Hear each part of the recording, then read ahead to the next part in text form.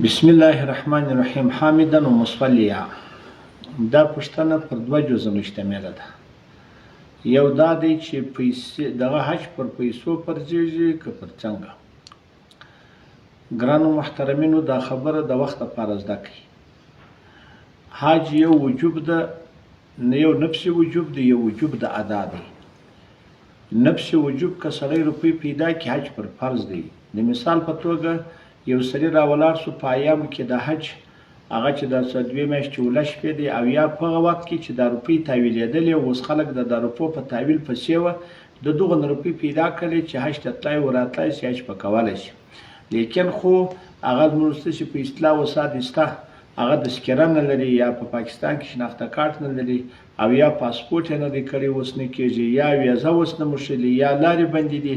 او خو دا د په داسې وخت کې د څه وجوب د ادا غاړې خو نه دي بندي په وجوب د ادا. هغه خو د خپل وس کړی دی، پیسې لري، د اطلاع یاشتې خپل کوښښ یې وکړي پاتې سو، نو ګناهکاره نه دی. خو حج په ټوله مرنه جنسا کېږي. حج فرض پر پاتې سو. څنګه پر پاتې سو؟ که هر څو کلونه تیر شي، بیا داسې بل کال پیښ شي چې دی راولاړ شي، هغه پیسې نه لري، پیسې خلاصې شي، که سره پیسې ورکې شي، ویې او دی بیا حج نه وکړي، نو ګناهکاره مړ دی. ګناهکاره که دی مړ شو، ګناهکاره مړ دی. حتی په حال کې د زکندن که د روپۍ درلود، یو وصیت پر لازم دی چې هغه که په ثلث کې د مال یې په درېیمه کې د مال د ده حج کېدی، پر ورثو لازم د ده غاړې خلاصې لیکئ بیا. که په ثلث کې د مال د ده غاړې د ده حج نه پکې دی، نو په دا وخت کې دی که وصیت وکړي ګناهکار مړ دی. ولې خو هغه پیسې چې د ده حق دی پکښې په ثلث کې په هغه کې هم حج نه کېږي. نو دغه خو نفسي وجوب دا چې مزدا کې وجوب د ادا پر هغه دا دی چې طریقه سمه یې، لار سمه یې، پاسپورټ ولري او ویزه ولري او دغه رقم شناخته کارت یا تذکره ولري، او نفسي وجوب پر پیسو دی. که پیسې یې پیدا کړې بس حج پر فرض دی، کې بیا بل کال دا پیسې نه درلودې د حج فرضیت نه جنسا کېږي. دویمه خبره، حج په لیدو باندې فرضیږي که نه فرضیږي. ګرانو محترمینو، دا یو ډېره خبره ده، ګرده به دا خلک به پکښې وه، دا خلکو به خبرې کولې رقم په دې خبرو کې. لیکن الله دې وکړي چې په دا خبره مو سر خلاص شي، ډېر پام به کوئ. که سړی هلک په کوچنیوالي باندې ولاړی، هغه تر بلوغ مخکې په مکه مکرمه کې پلار حج په وکړي او دی وروسته راولاړ که سو، بیا چې راغی غټ سو، چې غټ سو، اوس هغه حج د ده د حجة الاسلام یعنې د فرض حج ساده دی، یا بل حج به کوي. خو دغه حج پر ده په لیدلو فرض دی، بل چې کوي بیا یا که ده نورې پیسې پیدا کړلې حج پر فرضیږي، که ده پیسې نه کوي پیدا حج نه پر فرضیږي. دوهم، اوس دا زموږ خلکو دا خبره کول پخوا، اوس شکر الحمدلله دا علم نو کوي زیات سو، دا خلک په دې مسله خبر سوه. د خلکو دا ګمان و چې مکه مکرمه سړی وویني، زموږ بعضې هغه علما د کتابو په قایل هم دي، نو پر سړي باندې عباره حج فرضیږي. نو یو سړی هغه زه درته وایم، سړی چې حج ته عمرې ته ځي په 1100-1200 ډالر ځي، او لیکن چې حج ته ځي هغه تر 4000 په زیات ډالر ځي.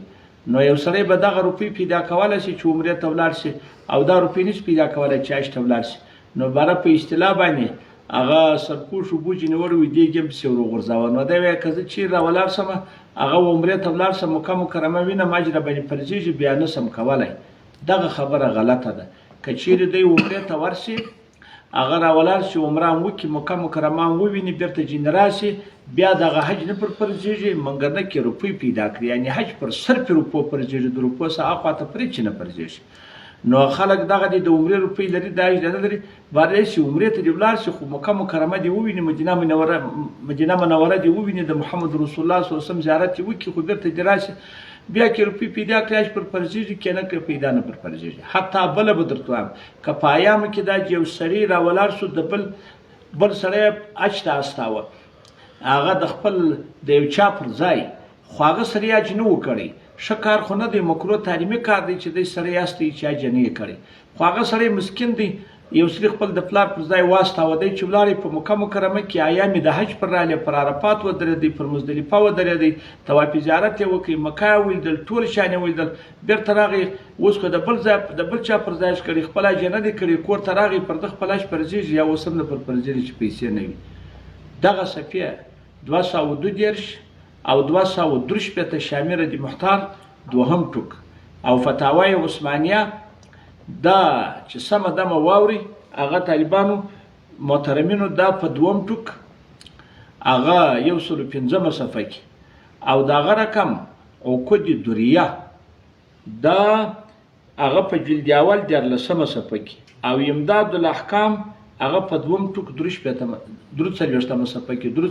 صفحه کې چې دا مساله مزده شي